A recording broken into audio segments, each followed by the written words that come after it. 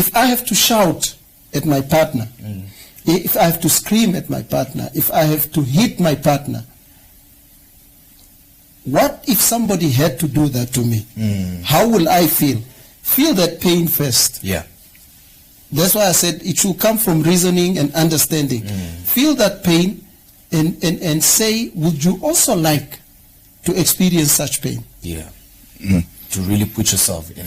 I wish we could have something like reversing roles in a household where you say this week 3 times a week you'll be in charge. Yeah. And maybe one should create such roles at home, in your own house, you know, to really say, you know what, for this week, not take my surname, but I want you to really, you know, be the man, since you are always the man. So, just to also to contribute on that, relationship, what I like about relationship is that I take it as also it's like a learning environment. Yeah. I like what Uncle S said. You know, when you're in a relationship, you are learning. And then when you are learning, you're also trying to unlearn. Because more oftentimes we have been, labeling or alluding all the violence to tradition and culture and all these things. But all these things were learned. And then when you see that something is not working for you or is causing harm, you try to unlearn. It's like when you know that there is fire there, you put your hand, you burn. Exactly. So that means you are learning already that no, so next time I won't put my hand on the fire. So I'll be burned. Exactly. I'll be burned. So I find it that it's a very educative platform in a relationship. So that's where also the introspection also comes in, where you get to also understand yourself that, okay, I am this person, and the person I am with is like this and like this. And that's where you draw the line and also start growing up together, learning together at the same time. And that comes back to what Uncle G said earlier on, is that even when he gathers on the farm with his men, and you know, whether it's a wedding or funeral, he's able to then be the odd one, but emancipating the other men. And you said that as well. You're able to say, you know what, no guys, this is not how it works. And you're able to educate them. And I think education comes, at such an easy cost, but it's also each man's responsibility to say, Uncle G, your reasoning, have you thought about this? Do you feel that maybe men have just closed themselves down to say, it's patriarchy, I'm the man, and this is my belief? A lot of that appearance is out there. Yeah. There are men who support patriarchy in public. Yeah. At home, he may not be in charge. You know those guys who at home cooking or doing dishes, and when the friends are walking into the yard, he runs, takes off the apron. But if those people are not there, this guy is comfortable cooking and cleaning and doing whatever. So we are doing this for showcasing something that's not real. Absolutely. And that's the conversation that we really need. To say, can you be real? Can you cook and do all that kinds of stuff? And we kind of always look at this cooking and cleaning.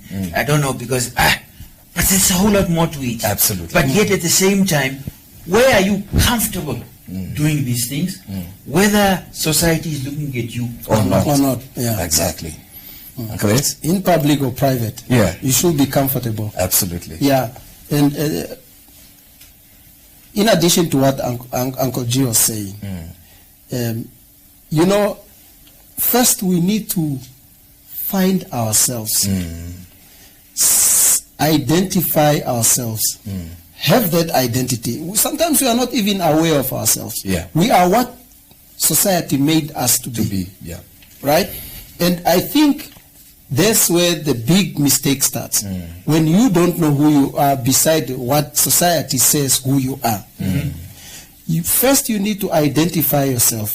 Sit alone and ponder and say, but who am I? Where am I coming from?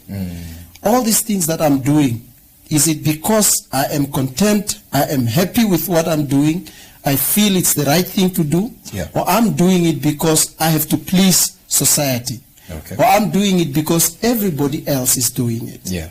Once we do that self-awareness, I think that will be the beginning and the start of change. Change of ourselves. And then we will develop our own principles, like what Uncle G was saying. To be principled to say that, look, if I see something wrong, which in my view is wrong, I will say that no, but that is not right. Exactly. And it's coming from reasoning. Okay. And for me, I feel like we are more driven to please other people. Like one sociologist said that we in life we always put on a face mask. You know, when you are, for example, when you are at the brown table, you have this mask, and then when you go home, you have another one. So I just feel like you have to please yourself first. When you please yourself, pleasing yourself in the sense that you are happy and content with what you have. Absolutely. And when you do something that you please yourself, that it will help you also understand the next person, that the environment that is outside you. So I feel like when we are having such platforms where we also engage, try to also dip into our own conscience, that's where we also get to understand ourselves, and then also to understand why we do things that we do. When we understand those things, why we do them, that's the only way then we can also come out and say, yes, this is what I'm doing and this is what I've been doing. Because we were having a conversation with this other guy, and then they said, a friend of mine, the first thing that when he saw me, we greeted each other, and then he's like, he was telling now the other friend that, yo, this guy have stayed with a girlfriend for more than 5 years. And I was like, okay, so what is wrong with that? Look, no, you need to explore, you need to, you know, you need to be here and there. And I was like, you must taste the waters. Yes. So this understanding, this concept, this ideology that we have, so these are the ideologies that we need. When you understand yourself, then you can be able to be, you can able to tackle all these small things that comes with the ideology that. Now we've got a message right here on our social platforms. A message from John that says, as a man, how does he start to just self-reflect and have, and I believe that is when we spoke about introspection. And maybe with that, gentleman, you can also just give your concluding message. Introspection, and you mentioned meditate, look at yourself. First of all, also to everybody that's live, joining us on our live, thank you so much to the United Nations Population Fund, also to Regain Trust, and then of course Men Engage, Men Namibia as well. Uncle G? That's a loaded question. Introspection with oneself. Self-education. When you are by yourself, what your life is about, is that in your soul, when you reflect, is that who you really want to be? Are you doing what you need to be doing for you to say, God ordained me in this way? You don't be fake. Be real with yourself. At the beginning I said, relationships about negotiation. Have you negotiated for the best type of relationship with yourself? Have you done that with your partner or with your family? If the answer is no, then reflect on it. Absolutely. And when we say reflect, there are plenty of books, plenty of educational material out there that can help you. So open yourself up to, what is a healthy relationship with myself? What's a healthy relationship with somebody else? Start reading. Start having these conversations. Start asking these questions we are asking. Ask your friends. Guys, like what you're saying. If I have a girlfriend for 5 years, is there something wrong with that? What is good about having another girlfriend every 3 months or every 5 months? Why should we be entertained by things that actually exploit others. Exactly. We need to ask this. Yeah. That's the reflection we're talking about. Thank you, Uncle G. Yeah. No, yes. Uncle G is right. That reflection should start for those who are already in relationships. Go back and say, when I was courting this lady, did I want a partner or I wanted a slave? It should start from there. Yeah. Did I want someone that I can share my love with, or I wanted somebody that I can use as I wish? Like the example that he gave. I mean, why should you have the thought of having a time-bound relationship? Absolutely. So that means the mindset already is wrong. So set your mindset right. And when you enter into a relationship, prepare yourself. Yeah. And also know, because sometimes, you know, even though you are a transformed man, you should also be aware that you may be falling into a relationship with a woman who is also not transformed. When I say she's not transformed, she believes that as a man you are in charge, and there are certain things that you need to do. So when you try to be that good man, then she will put you under pressure. Exactly. To say, no, what kind of man are you? So that conversation must be had. So that conversation should be there from the beginning. As you court, yes, sometimes you don't get the time, but when you have the time to discuss it, bring it up and say, this is the type of person I am. Or this is the type of relationship that I want to have. And let your partner also see it from you. And because you must understand, she also get pressure from her family. And friends. Family and friends, especially friends. Why is he not doing that? Why is he not doing that? What kind of, you know, when we were having workshops with men, the kind of things that are coming out, you know, the expectations sometimes of their partners. Is what also put them under pressure and brings out the I am in charge title. Just a quick question on this, and I'm sorry because we've got such a little time. Is that also where one can say, you know what is it that the household, the family, the kids expect of me? Because it's been my rules the whole time as the man. Can I change my toxic behavior to say, what is it that you expect of me? And maybe pose that question in a family gathering. Yep, nice topic for another time. But yes, we need to have that conversation. Because, as he's saying, some of them are also conditioned to take you on. So they want to pull you back into what is not working for the whole family. So where are we to open up, all of us? Not not just a reflection on the men alone, but the wife, the children. They need to all take note of what makes us healthy? What makes us happy together? That's where now I'm in charge works for the better. Because you are privileged to have that title. So use that title for the benefit of your partner and the family. I also just believe that the most influence that we get is from the people around us. We need also to scrutinize the friends that we have, the group, the circles that we surround ourselves with. Like Uncle G said, the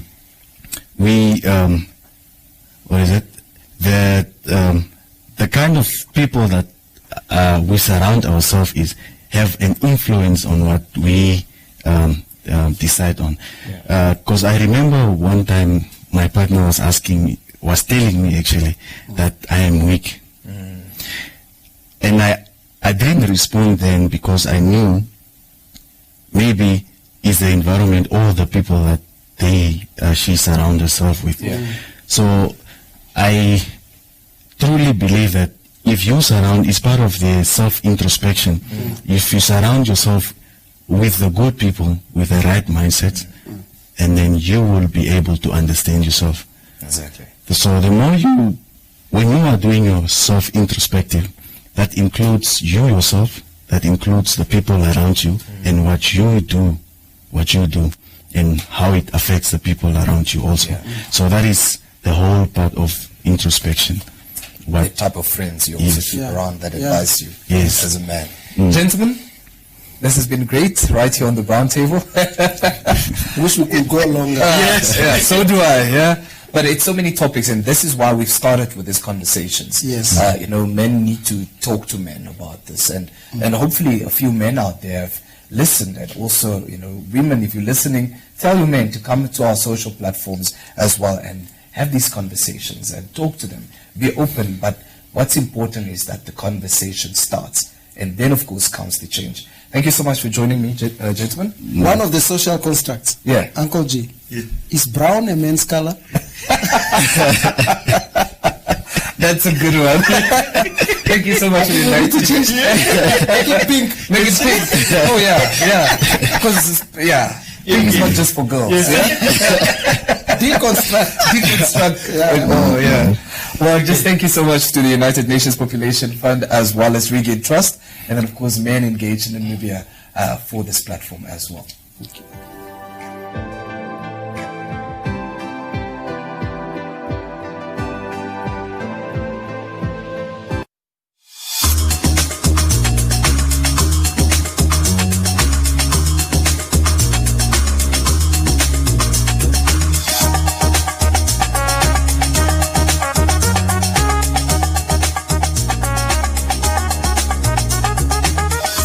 Holidays, what a time.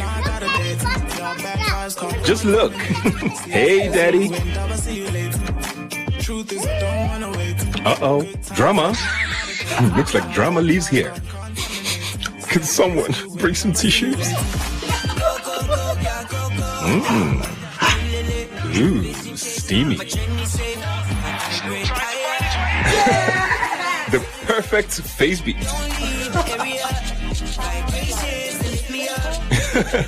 Looks like this will end in hunger. Smells like progress. Whoopsie.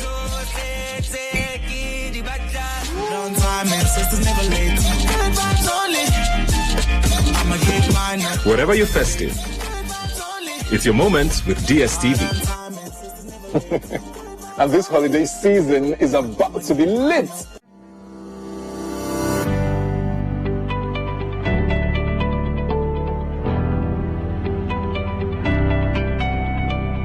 Welcome to the Government Institutions Pension Fund GIPF Green Crisp Farming Investment Site. Located 4 kilometers outside the town of Okahanja, Green Crisp Farming Pty Limited is one of several investments made by GIPF through its special purpose vehicles in the unlisted investment sector. GIPF is a self-administered and defined benefit pension scheme registered in terms of the Pension Fund Act 24 of 1956 to provide retirement, death and ancillary benefits to government employees, employees of other government institutions as well as state-owned enterprises.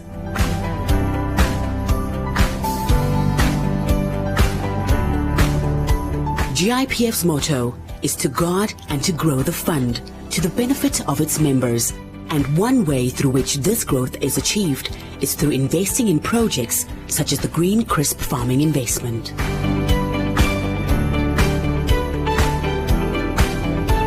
Green Crisp Farming is a family business that produces a variety of fresh vegetables for supply to local retailers and the international market.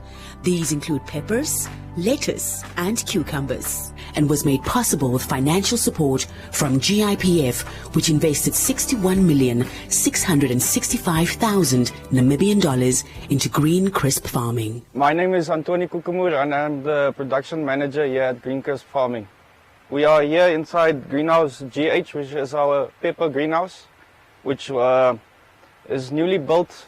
We completed the project earlier this year, and it was with the funding of GIPF, which was with in conjunction with Musa Capital.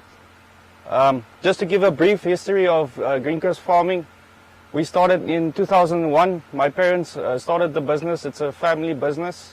In 2001, they were producing seedlings for other farmers. There was a gap that they saw in the market, and then they noticed that there was another gap in controlled environment growing, which is greenhouse growing. So that's when they put up their first greenhouse, which was 1/2 hectare. In 2007, they put up the second 1/2 hectare. And in 2011, we put up 1 more hectare, which is all cucumbers now at the moment. And then we had another project of heating, because these plants need to be heated in the winter to get your optimal yield. And then in 2019, we started with this pepper project, which is completed now. Green Crisp Farming employs 140 workers. 130 of them are women. My name is Cornelia Jason. I'm an employee for Green Crisp Farming. The Green Crisp Farming is a farmer in Okahanja, near Cross Barman. I started working here in 2010, and then now I'm a production manager here at Green Crisp Farming. I used to train people from the beginnings how to plant the seeds, because some people, they don't know how to plant it, because since I'm starting here, I don't know anything, but now I used to train them how to plant the seeds, and it takes us a month so that we can put the seed in the bags, and then after we have to take care for the plant. As you take care for the plant, it's just like you are taking care for the small kids, the small baby. The plant is just like newborn babies. Then you have to take them care so that they can produce for us and make for us more productive. If you don't treat them nicely, it will produce nothing to produce. Ailongo mo Green Crisp Farminga, ndalonga mwedula dilion longo, ya mo Green Crisp Farminga, atulongo no kumanga, atukunu, atu avesta ma pepera no ma konkomera, sa atu mange, ya kesha shilonga angala mo Green Crisp Farminga mu atu shilongo, sa atu pakeri ni ma yeke magete isheve ikalandifwe, ma pepera etu no ma konkomera fresh awakula, wakula nifakeshe mama geta toende, omoto mange. Green Crisp Farming and Green Crisp Farming. I'm happy to work here at Green Crisp Farming because I'm earning something. Like our women, they are working here, they are earning some money to go pay for their kids' school, to go buy their kids' foods, and a lot of things. Now I've got to share to now no dinini. Keshe modula, atupuango ivike twiri value for olofa. Mara ilongo iwale la landi pandura. Andi njireba kwetu ve idinine ngashamende idinina sa atulani fama pepera etu atulani fakeshe pamwe bucha okonje ilongo ne keshe pamwe anyway atulani fake mapepera makonkomera oletusa spinacha ini meisho yo malo ya fresh ashirinawa oiwa.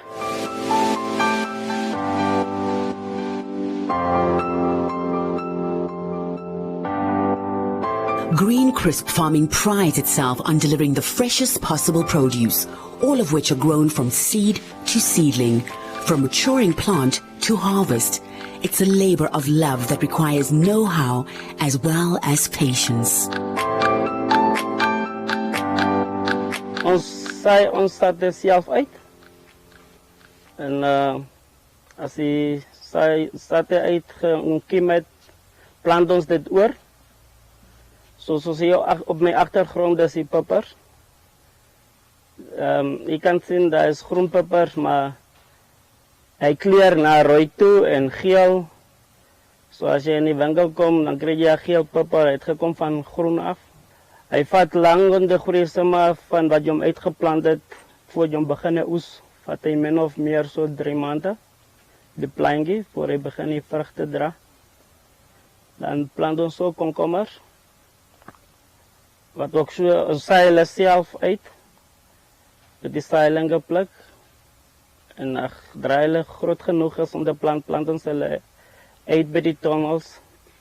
Zo na 2 maanden beginnen ons zullen oes. The investment made by GIPF into Green Crisp Farming is literally bearing fruit.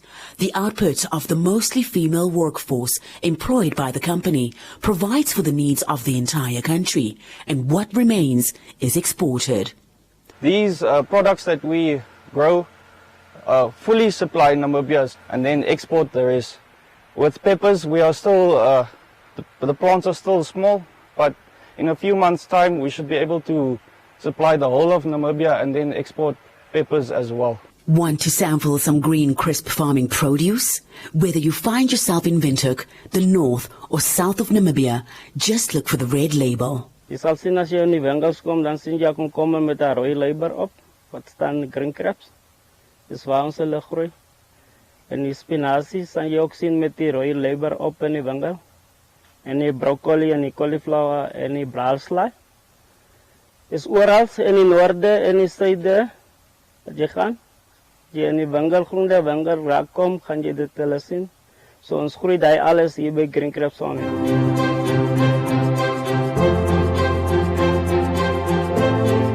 This product is produced here in Namibia, just on the outskirts of Okahanja. It is an investment, one of those investments, where GIPF has invested.